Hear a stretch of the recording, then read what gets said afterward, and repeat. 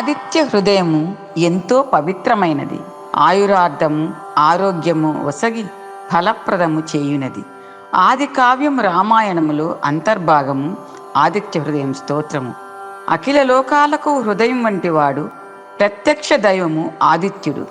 దైవ ప్రార్థనలో ఈ ఆదిత్య హృదయం స్తోత్ర రాజము విశిష్టమైనది. స్తోత్రం తోయుద్ధ పరిశ్రాంతం సమరే చింతయా స్థితం రావణం జాగ్రతో దృష్ట్యా యుద్ధాయ సముపస్థితం. యుద్ధము చేసి చేసి మిక్కిలి అలిసియున్న శ్రీరాముడు సమరరంగమున చింతాక్రాంతుడై ఉండెను. పిమ్మట రావణుడు యుద్ధ సన్నద్ధుడై ఆ స్వామి ఎదుట నిలిచియుండెను. యుద్ధమును చూచుటకు దేవతలతో కూడి అచ్చటికి విచ్చేసిన పూజ్యుడైన అగస్త్య మహర్షి శ్రీరాముని సమీపించి ఆ ప్రభువుతో ఇట్లు పలికెను. రామ రామ మహాబాహో శృణు గుహ్యం సనాతనం येन सर्वा नरीन् वत्स समरे विजयिष्यसि. ఓ రామ మహాబాహో నాయన, సనాతనము మిగుల గోప్యము అయిన ఈ స్తోత్రమును గూర్చి తెలిపెదను వినుము. దీనిని జపించినచో సమరమున నీవు శత్రువులపై విజయమును సాధించగలవు. ఆదిత్య హృదయం పుణ్యం సర్వశత్రు వినాశనం జయావహం జపే నిత్యం అక్షయం పరమం శివం. ఈ ఆదిత్య హృదయము అను స్తోత్రము పరమ పవిత్రమైనది. సమస్త శత్రువులను నశింపజేయునది. నిత్యము దీనిని జపించినచో సర్వత్రా జయము లభించుట తథ్యము. ఇది సత్ఫలములను అక్షయముగా ప్రసాదించునది. సర్వమంగళ మాంగళ్యం సర్వపాప ప్రణాశనం చింతాశోక ప్రశమనం ఆయుర్వర్ధనముత్తమం. ఇది పరమ పావనమైనది. సకల శ్రేయస్సులను సమకూర్చి సమస్త పాపములను నశింపజేయును. ఆది వ్యాధులను తొలగించి ఆయుష్ను వృద్ధిపరచును. సర్వ జపములలో శ్రేష్టమైనది. కావున దీనిని జపించుట ఎంతేని అవశ్యము. రశ్మిమంతం సముద్యంతం దేవాసురనమస్కృతం పూజయస్వ వివస్వంతం భాస్కరం భువనేశ్వరం. అనంతమైన బంగారు కిరణములతో శోభిల్లుచు జాతికి జాగృతి కూర్చును. దేవాసురులు ఈయనకు ప్రణమిల్లుదురు. మిక్కిలి తేజస్సు గలవాడు, సమస్త భువనములను నియంత్రించువాడు, లోకములకు వెలుగునిచ్చు ఆదిత్యుని పూజింపుము. సర్వదేవాత్మకో హ్యేషః తేజస్వీ రశ్మి భావనః ఏష దేవాసురగణాన్ లోకాన్ పాతి గభస్తిభిః. ఇతడు సమస్త దేవతలకు ఆత్మ అయినవాడు. తేజోరాశి. తన కిరణములచే లోకమునకు శక్తిని స్ఫూర్తిని ప్రసాదించువాడు. దేవాసుర గణములతో కూడి సమస్త లోకములను తన కిరణములచే రక్షించుచుండువాడు. ఏష బ్రహ్మా చ విష్ణుశ్చ శివః స్కందః ప్రజాపతిః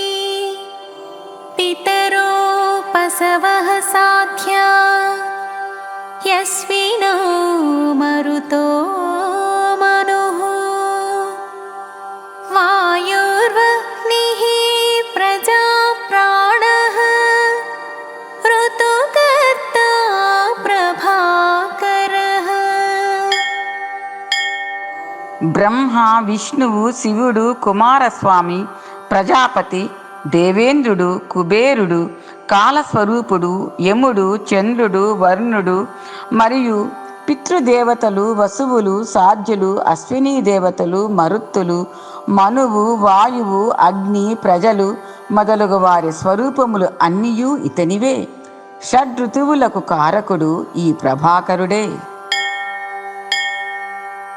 ఆదిత్యః సవితా సూర్యః ఖగః పూషా గభస్తిమాన్ సువర్ణసదృశో భానుః హిరణ్యరేతా దివాకరః. ఆదిత్యుడు జగత్ సృష్టి కారకుడు. జనులు తమ విధులు నిర్వర్తించుటకు ప్రేరణ ఇచ్చును. లోకోపకారం కొరకు ఆకాశమున సంచరించి వర్షముల ద్వారా జగత్తును పోషించి తన కిరణములతో లోకమును ప్రకాశింపజేయును. బంగారు వన్నెతో తేజరిల్లుచు అద్భుతముగా ప్రకాశించువాడు. బ్రహ్మాండముల ఉత్పత్తికి బీజమైనవాడు. చీకట్లను తొలగించుచు దివా సమయమున ప్రాణులను కార్యనిమగ్నులను గావించువాడు. హరితస్వః సహస్రాక్షిః సప్త సప్తైర్మరీచిమాన్ తిమిరో మదనః శంభుస్త్వష్టా మార్తాండాంశుమాన్.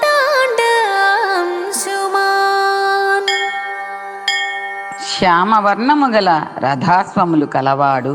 అసంఖ్యాకములైన కిరణములు కలవాడు. సప్త అను పేరు గల రథాస్వము కలవాడు. రథమునకు 7 గుర్రములు కలవాడు. తేజో విధానములైన కిరణములు గలవాడు. చీకట్లను పారుద్రోలువాడు. సుఖములను కూర్చువాడు. సర్వసంహారకుడు. జగత్ ప్రళయమునకు పిమ్మట దానిని మరలా సృజించుటకై ఆవిర్భవించడివాడు. నిరంతరము తన కిరణములతో ప్రకాశించుచుండువాడు. హిరణ్యగర్భః శిశిరస్తపనో భాస్కరో రవిః అగ్నిగర్భోదితేః పుత్రః శంఖః శిశిరనాశనః. బ్రహ్మాండములను తన ఉదరమునందు ధరించువాడు. తాపత్రయములతో బాధపడు వారికి ఆశ్రయమై వాటిని తొలగించుటకు శాంతిని ప్రసాదించువాడు. తరింపజేయువాడు. దివ్యములైన వెలుగులను కూర్చువాడు. సకల లోకములకు స్తుతిపాత్రుడు. దివా సమయమున అగ్నిని గర్భమునందు ధరించువాడు. అదితిదేవికి పుత్రుడుగా అవతరించినవాడు. సాయంకాలమున స్వయముగా శాంతించువాడు. మంచును తొలగించువాడు. వ్యోమనాథస్తమోఖేది పృక్యజుస్సామపారగః ఘనవృష్టిరపాం మిత్రో వింధ్యవీథిప్లవంగమః. ఆకాశమునకు అధిపతి అయినవాడు. రాహువును ఛేదించు లక్షణము కలవాడు. పూర్వాహ్నమున ఋగ్వేద రూపము, మధ్యాహ్న సమయమున యజుర్వేద రూపమును, సాయం సమయమున సామవేద రూపమునను అలరారుచుండెడివాడు. ఘనముగా వర్షాలను కురిపించువాడు. అందువల్లనే జలములను వర్షింపజేయువాడు అని ఖ్యాతి వహించెను. వింధ్యగిరి మార్గమున అతివేగముగా సంచరించువాడు. అతీపమండలీ మృత్యుః పింగళః సర్వతాపనః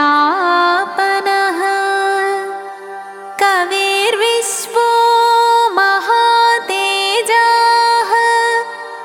రక్తః సర్వభవోద్భవః.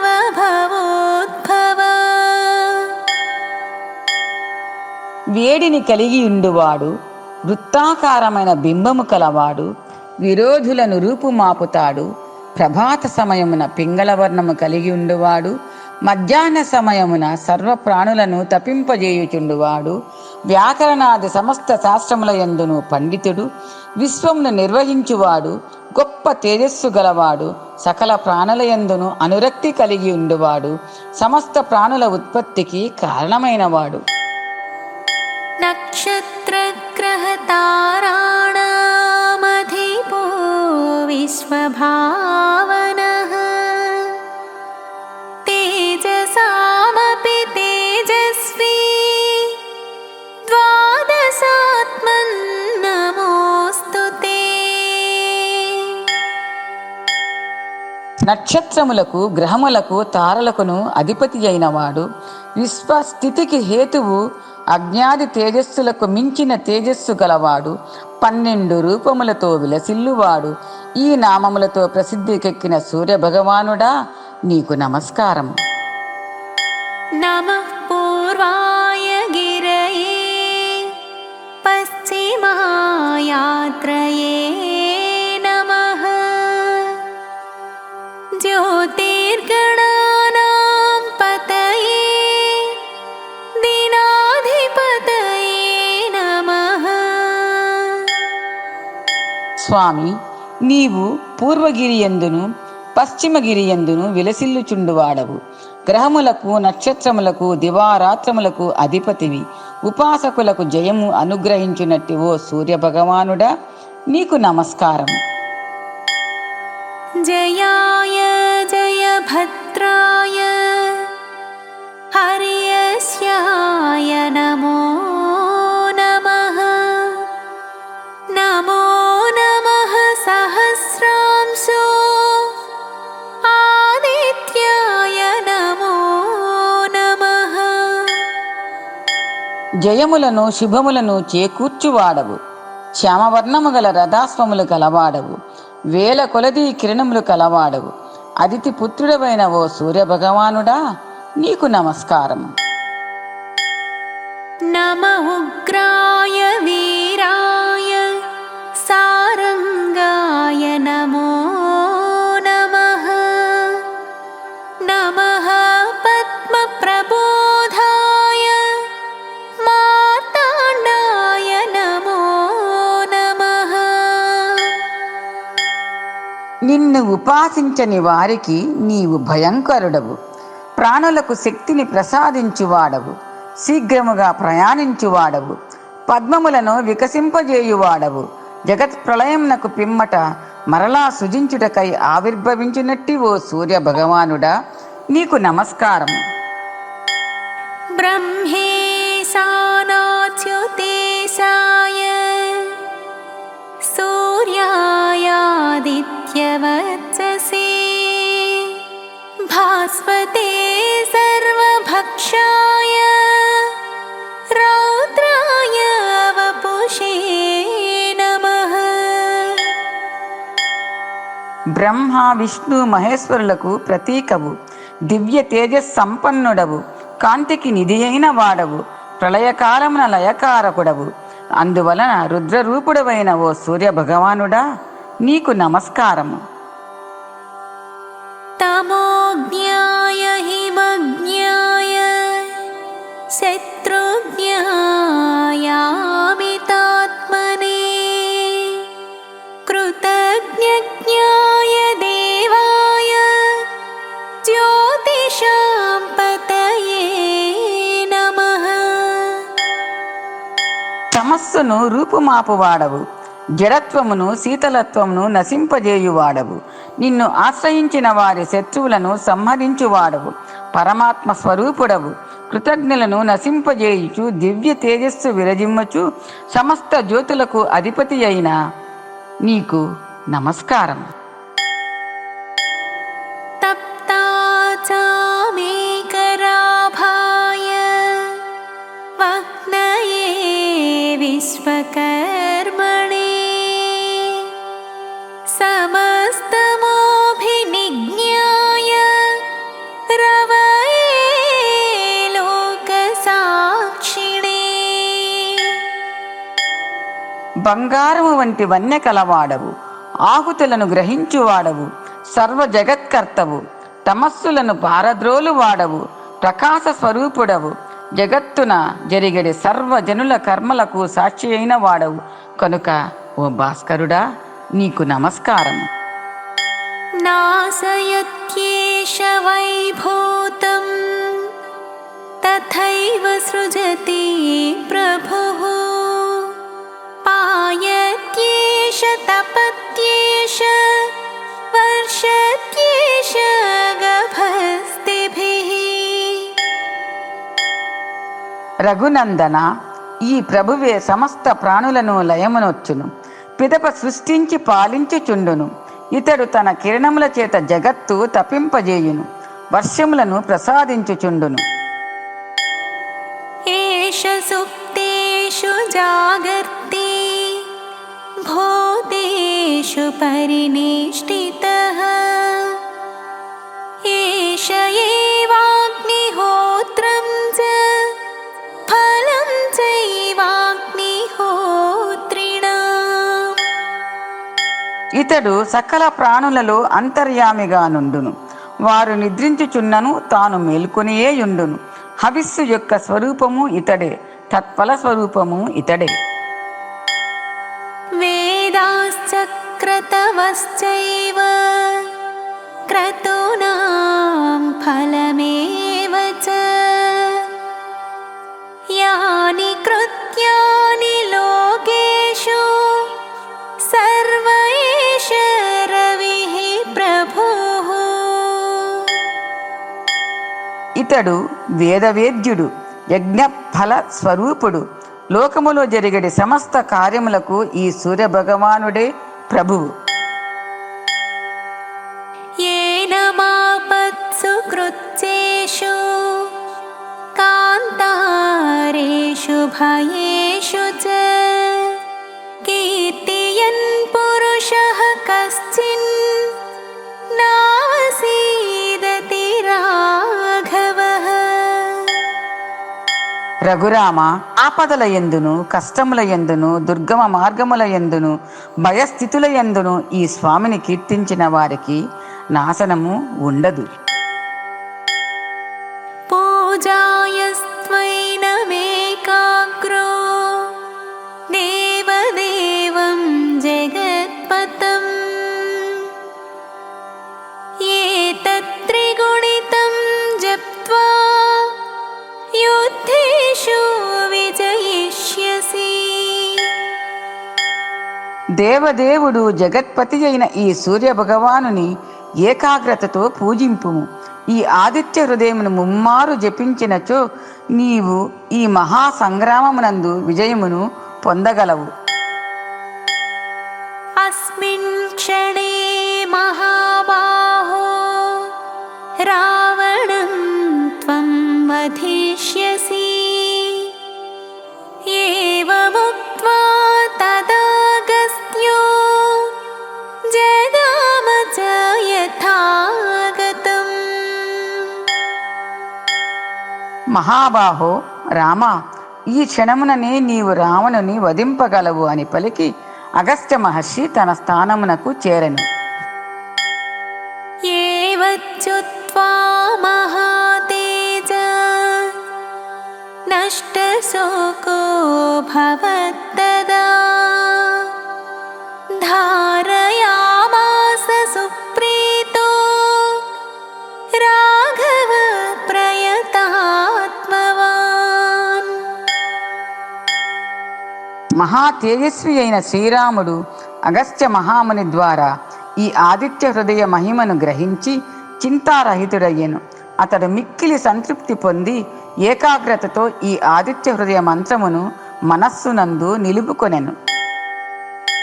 ఆదిత్యం ప్రేక్ష్య జప్త్వాతో పరం హర్షమవాప్తవాన్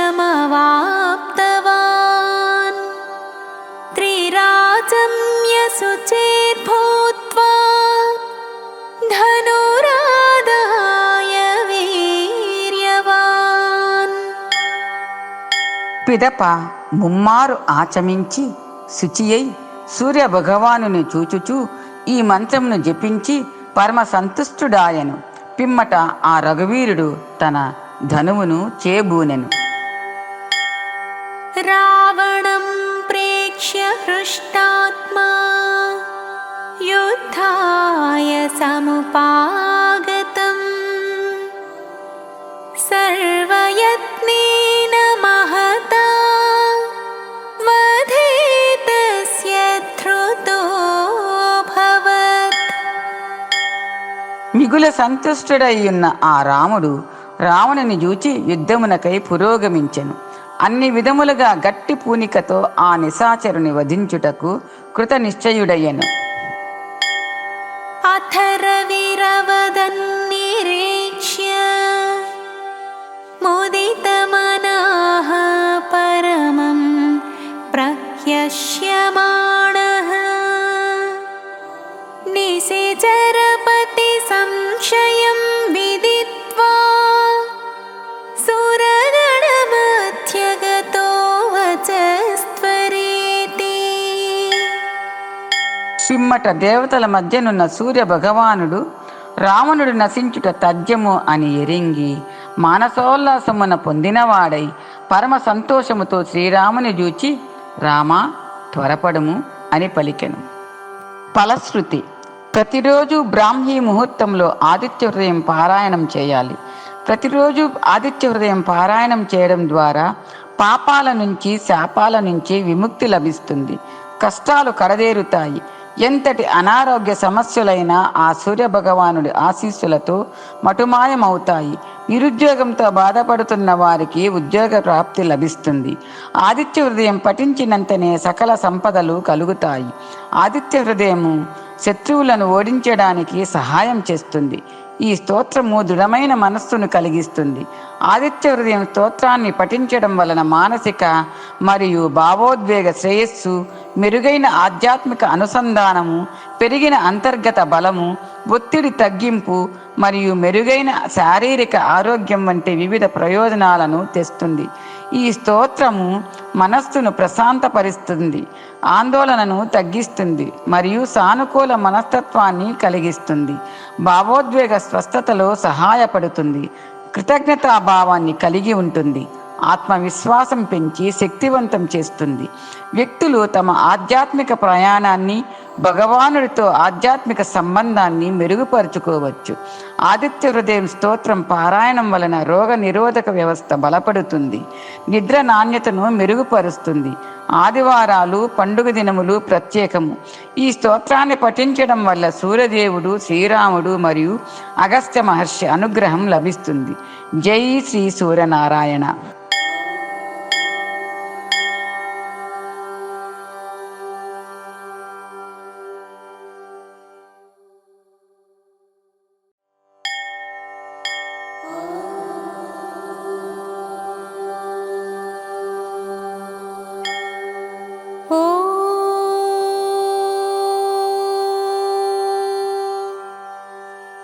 శ్రీ సూర్య సహస్రనామస్తోత్రం.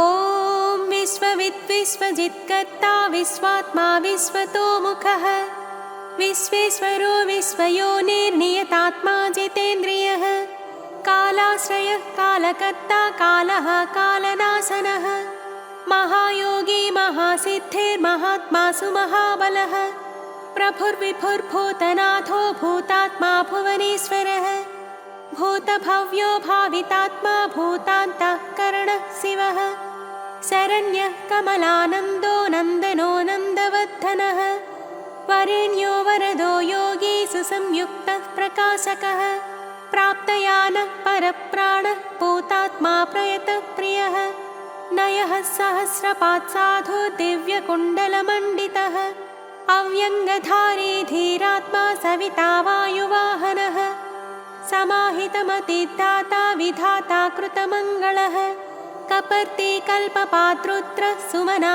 धर्मवत्सलः समायुक्तो विमुक्तात्मा कृतात्मा कृतिनाम्बरः अविचिन्त्य वपुः श्रेष्ठो महायोगी महेश्वरः कान्तः कामारिरादित्यो नियतात्मा निराकुलः सप्तसप्तिरचिन्त्यात्मा महाकारुणिकोत्तमः सञ्जीवनो जीवनाथो जियो जीवो जगत्पतिः अयुक्तो विश्वनिलयः संविभागे वृषध्वजः वृषा कपिः कल्पकर्ता कल्पान्तकरणो रविः एकचक्ररथो मौनी सुरथो रथिनां वरः सक्रोधनो रश्मिमाली तेजो राशिर्विभावसुः दिव्यकृत्तिनकृत्देवो देवदेवो दिवस्पतिः दीननाथो हरो होता दिव्यबाहुर्दिवाकरः यज्ञो यज्ञपतिः पूषा स्वर्णरेताः परावरः परापरज्ञस्तरणीरंशुमाली मनोहरः प्राज्ञः प्राज्ञपतिः सूर्यः सविता विष्णुरंशुमान् सदा गतिर्गन्धवहो विहितो विधुरासुगः पतङ्गः पतगः स्थाणुर्विहङ्गो विहगोवरः हर्यश्वो हरिताश्वश्च हरिदश्वो जगत्प्रियः त्र्यम्बकः सर्वदमनो भावितात्माभिषग्वरः आलोककृल्लोकनाथो लोकलोकनमस्कृतः कालः कल्पान्तको वह्निस्तपनः सम्प्रतापनः विलोचनो विरूपाक्षः सहस्राक्षः पुरन्दरः सहस्ररश्मिर्मिहिरो विविधाम्बरभूषणः खगः प्रतद्दनो धन्यो हयगो वाग्विशारदः श्रीमान् शशिशिरो वाग्मी श्रीपतिः श्रीनिकेतनः श्रीकण्ठः श्रीधरः श्रीमान् श्रीनिवासो वसुप्रदः कामचारी महामायो महोग्रो विदितामयः तीर्थक्रियावान् सुनयो विभक्तो भक्तवत्सलः कीर्तिः कीर्तिकरो नित्यः कुण्डलीकवचीरथी हिरण्यरेता सप्ताश्वः प्रयतात्मा परन्तपः बुद्धिमानमरश्रेष्ठो रोचिष्णुः पाकशासनः समुद्रो धनदो धाता मन्धाता कल्मषापहः तमोग्नोध्वान्तः वह्निर्होतान्तकरणो गुहः पशुमान् प्रयतानन्दो भूतेशः श्रीमताम्बरः नित्योदितो नित्यरतः सुरेशः सुरपूजितः अजितो विजितो जेता जङ्गमस्थावरात्मकः जीवानन्दो नित्यगामी विजेता विजयप्रदः पज्जन्योऽग्निस्थितिस्थेयः स्थविरोधः निरञ्जनः प्रद्योतनो रथारूढः सर्वलोकप्रकाशकः ध्रुवो मेषी महावीर्यो हंसः संसारतारकः सृष्टिकर्ता क्रियाहेतुर्मार्तण्डो मरुतां पतिः मरुत्वान्दहनस्त्वष्टा भगो भर्गोर्यमा कपिः वरुणेशो जगन्नाथः कृतकृत्यः सुलोचनः विवस्वान् भानुमान् कार्यः कारणस्तेजसां निधिः असङ्गगामी तिग्मांसुर्घर्मां सुर्दीप्तदीधितिः सहस्रदीधित्थिप्रत्नः सहस्रांशुद्दिवाकरः गभस्तिमान् दीधितिमान् स्रग्वी मणिकुलद्युतिः भास्करः सुरकार्यज्ञः सर्वज्ञस्तीक्ष्णदीधितिः सुरज्येष्ठः सुरपतिर्बहुज्ञो वचसापतिः तेजोनिधिर्बृहत्तेजा बृहत्कीर्तिर्बृहस्पतिः अहिमानुजितो धीमानामुक्तः कीर्तिवर्धनः महावैद्यो गणपति धनेशो गणनायकः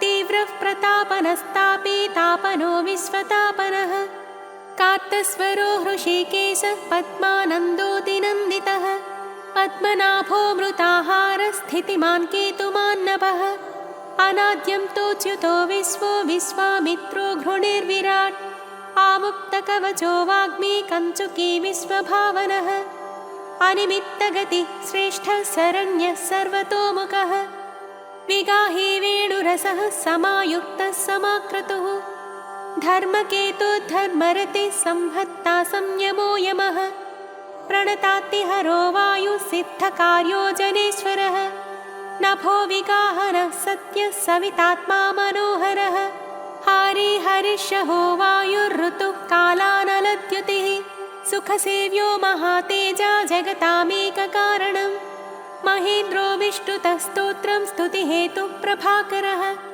सहस्रकर आयुष्मान् रोगदः सुखदः सुखी व्याधिः सुखदः सौख्यं कल्याणं कलतां वरः आरोग्यकारणं सिद्धिर्वृद्धिर्वृत्तिर्बृहस्पतिः हिरण्यरेता आरोग्यं विद्वान् भ्रत्नो बुधो महान् प्राणवान् धृतिमान् घर्मो घर्मकर्ता रुचिप्रदः सर्वप्रियः सर्वसः सर्वशत्रुविनाशनः प्रांशुर्विद्योतनोद्योतः सहस्रकिरणः कृते केयूरीभूषणोद्भासी भासितो भासनो नलः शरण्यार्तिहरो होता खग्द्योतः खगसत्तमः सर्वद्योतो भवद्योतः सर्वद्युतिकरो मतः कल्याणः कल्याणकरः कल्यकरः कविः कल्याणकृत्कल्यवपुः सर्वकल्याणभाजनम् शान्तिप्रियः प्रसन्नात्मा प्रशान्तः प्रशमप्रियः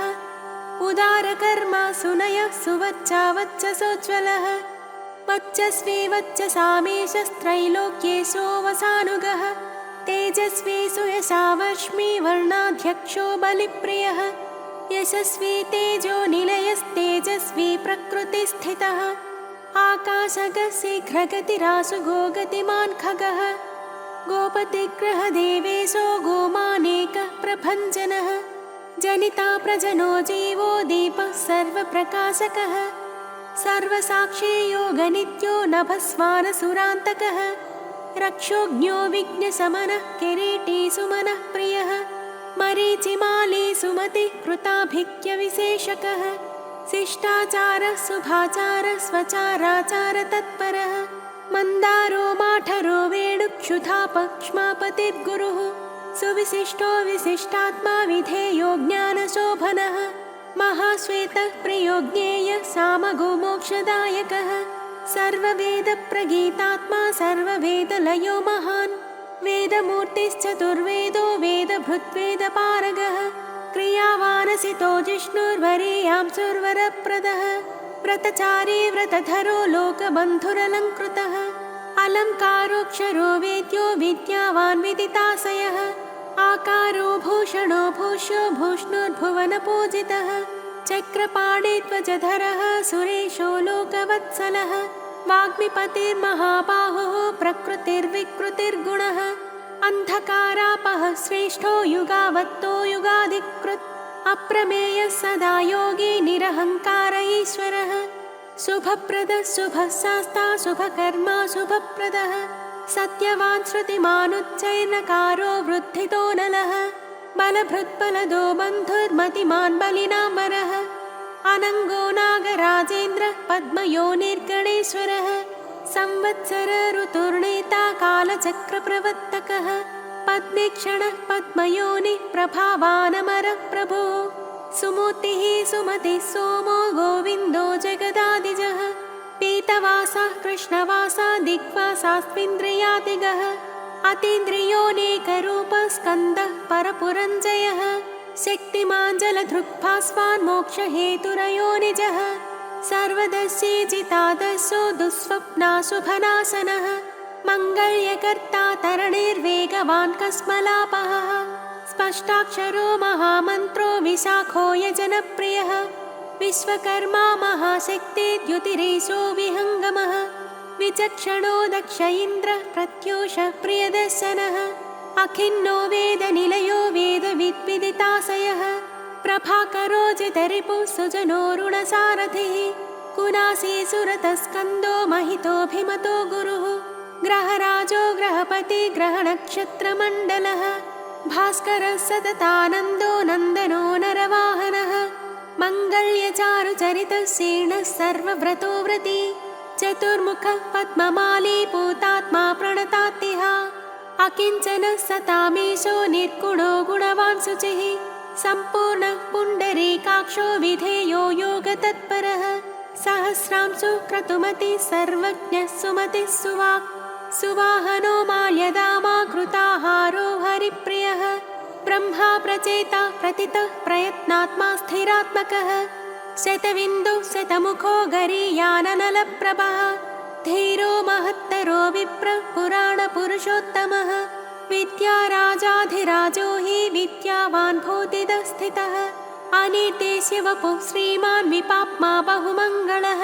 स्वः स्थितः सुरथः स्वर्णो मोक्षदो बलिकेतनः निद्वन्द्वोद्वन्द्वः स्वर्गः सर्वगः सम्प्रकाशकः दयालु सूक्ष्मदिक्शान्तिः क्षेमा क्षेमस्थितिप्रियः भूधरो भूपतिर्वक्ता पवित्रात्मा त्रिलोचनः महावराह प्रियकृद्धाता भोक्ता भयप्रदः चक्रवर्ती धृतिकरः सम्पूर्णोऽथ महेश्वरः चतुर्वेदधरो चिन्त्यो विनिन्द्यो विविधासनः विचित्ररथ एकाकी सप्त सप्तिः परापरः सर्वोदधिस्थितिकरः स्थितिस्थेयः स्थितिप्रियः निष्कलः पुष्कलो विभुर्वसुमान् वासवप्रियः वसुमान् वासवस्वामी वसुधामा वसुप्रदः बलवान् ज्ञानवांस्तत्त्वमोङ्कारस्थिषु संस्थितः सङ्कल्पयोनिर्दिनकृत् भगवान् कारणापहः नीलकण्ठो धनाध्यक्षश्चतुर्वेदप्रियं वदः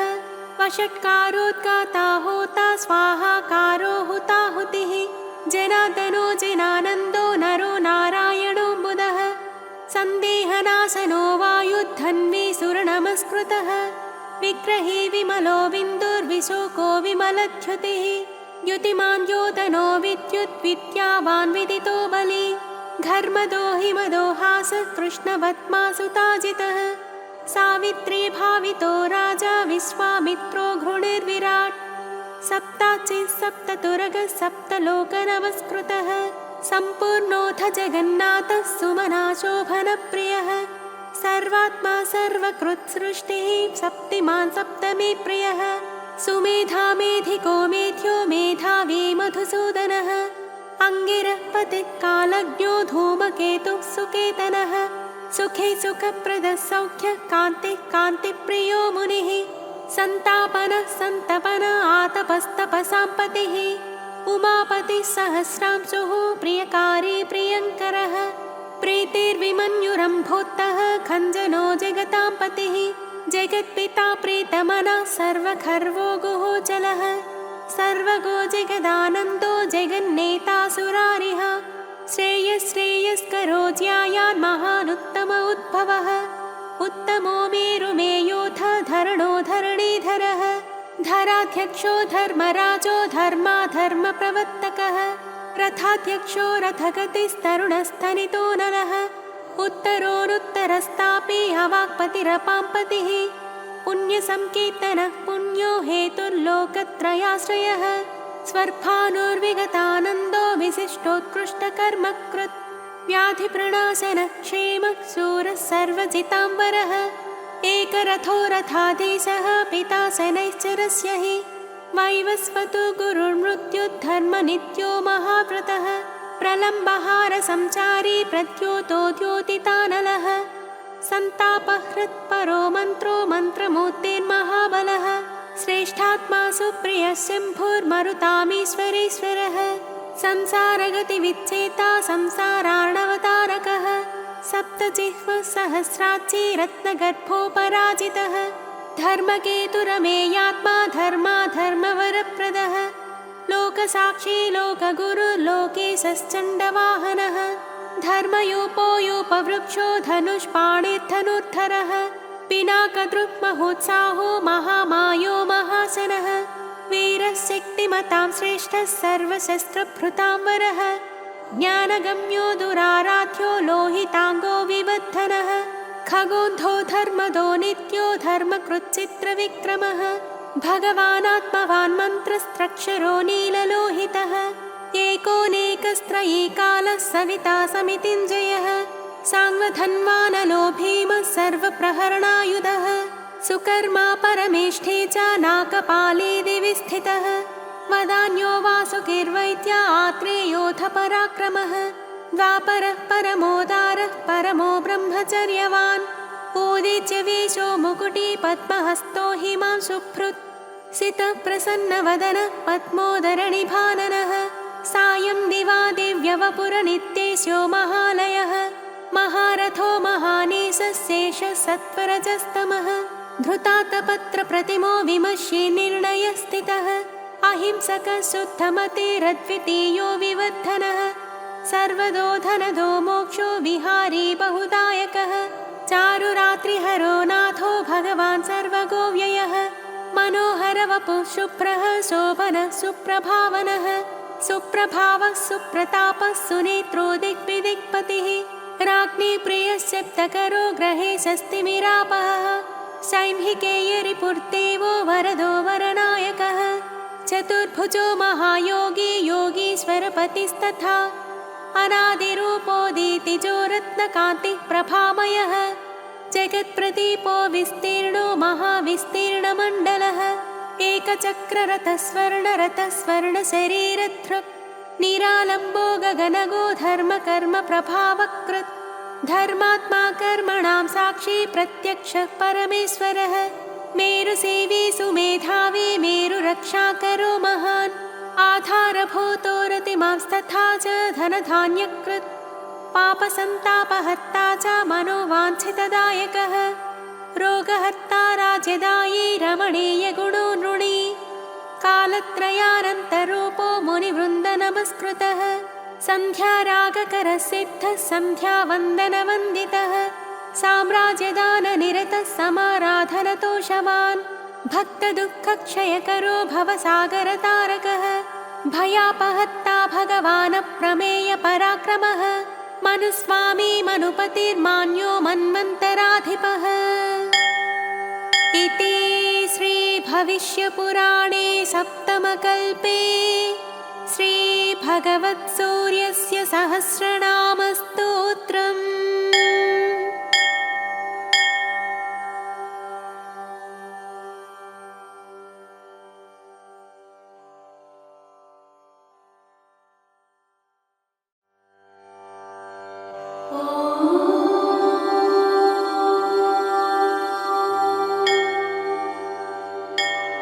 श्रीसूर्यकवचस्तोत्रम्। याज्ञवल्क्य उवाच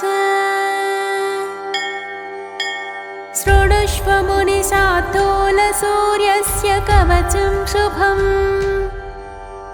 शरीरारोग्यदं दिव्यं सर्वसौभाग्यदायकम् देदीप्यमानमुकुटं स्फुरन्मकरकुण्डलम् ध्यात्वा सहस्रकिरणं स्तोत्रमेतदुदीरयेत् शिरो मे भास्करः पातु ललाटं मे मितद्युतिः नेत्रे दिनमणिः पातु श्रवणे वासरेश्वरः घ्राणं घर्मघृणिः पातु वदनं वेदवाहनः जिह्वां मे मानदः पातु कण्ठं मे सुरवन्दितः स्कन्धौ प्रभाकरः पातु वक्षः पातु जनप्रियः पातु पादौ द्वादशात्मा सर्वाङ्गं सकलेश्वरः सूर्यरक्षात्मकं स्तोत्रं लिखित्वा भोजपत्रके दधाति यः करे तस्य वशगाः सर्वसिद्धयः सुस्नातो यो जपेत् सम्यक् योधीते स्वस्थमानसः सरोगमुक्तो दीर्घायुः सुखं पुष्टिं च विन्दति इति श्रीमद्याज्ञवल्क्यमुनिविरचितं श्रीसूर्यकवचस्तोत्रम्।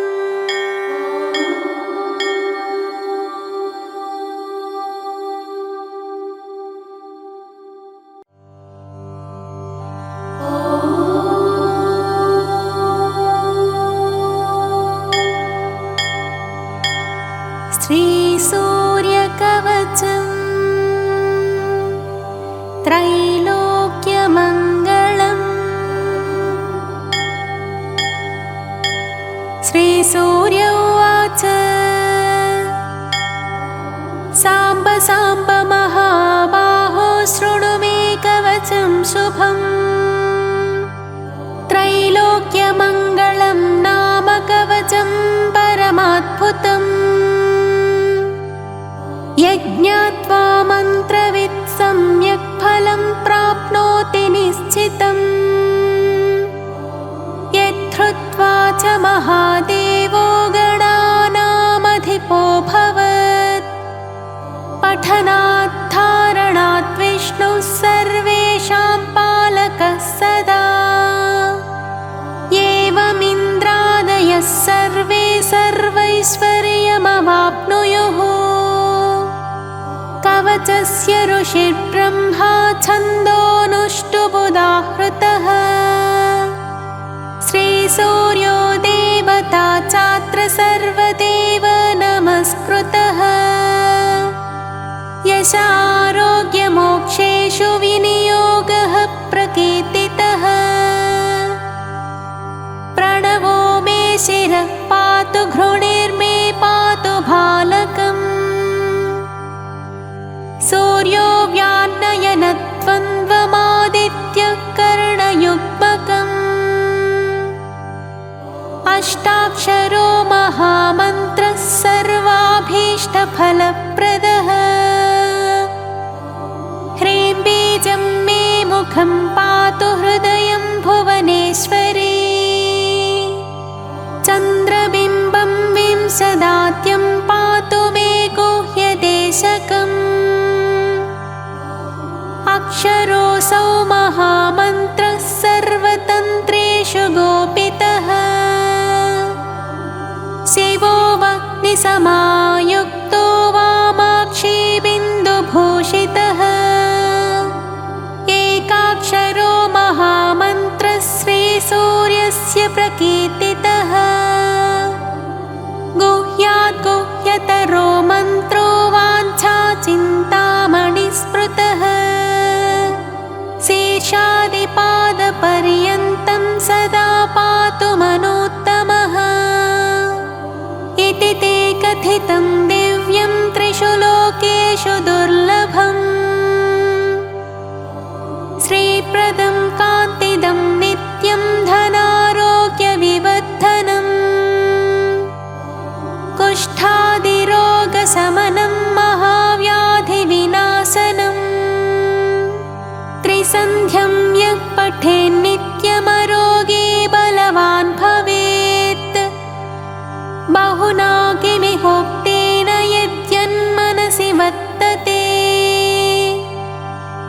तत्तत्सर्वं भवेत् तस्य कवचस्य च धारणात् भूतप्रेतपिशाचश्च यक्षगन्धर्वराक्षसाः ब्रह्मराक्षसवेतालान् द्रष्टुमपि तं क्षमाः दूरादेव पलायन्ते तस्य संकीर्तनादपि भोजपत्रे समालिख्य रोचना गुरुकुङ्कुमैः रविवारे च सङ्क्रान्त्यां सप्तम्यां च विशेषतः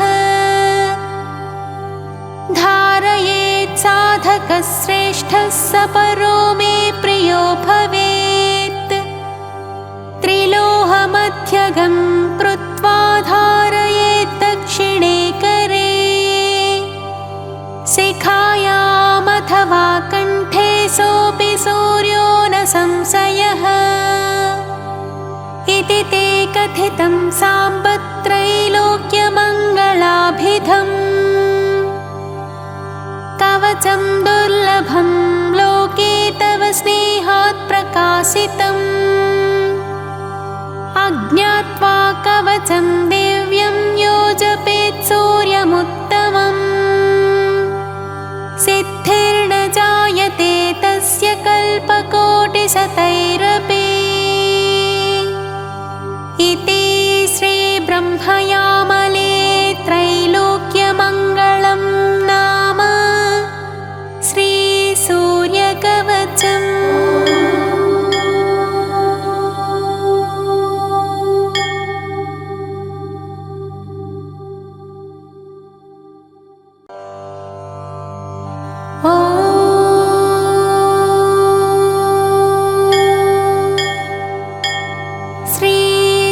श्रीसूर्यकवचम् जगद्विलक्षणम्। बृहस्पतिरुवाच इन्द्रशृणु प्रवक्ष्यामि कवचं परमाद्भुतम् यद्धृत्वा मुनयः पोता जीवन्मुक्ताश्च भारते।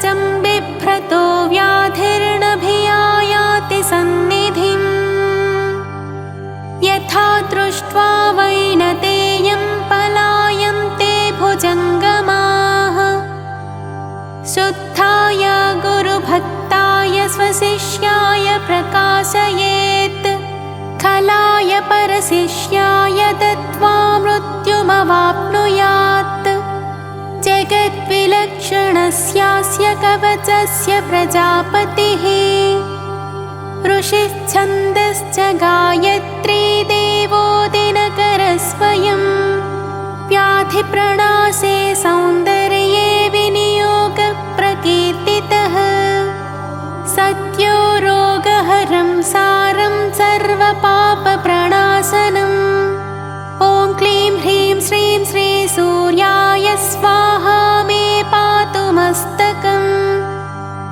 अष्टादशाक्षरो मन्त्रः कपालं मे सदावतु ॐ ह्रीं ह्रीं श्रीं श्रीं सूर्याय स्वाहा मे पातु नासिकाम् चक्षुर्मे पातु सूर्यश्च तारकं च विकत्तनः भास्करो मेधरं पातु दन्तां दिनकरः सदा प्रचण्डः पातु गण्डं मे मार्ताण्डः कर्णमेव च मिहिरश्च सदा स्कन्धे जङ्घे पूषा सदावतु वक्षः पातु रविः सस्वन्नाभिं सूर्यः स्वयं सदा कंकालं मे सदा पातु सर्वदेव नमस्कृतः कर्णौ पातु सदा भ्रत्नः पातु पादौ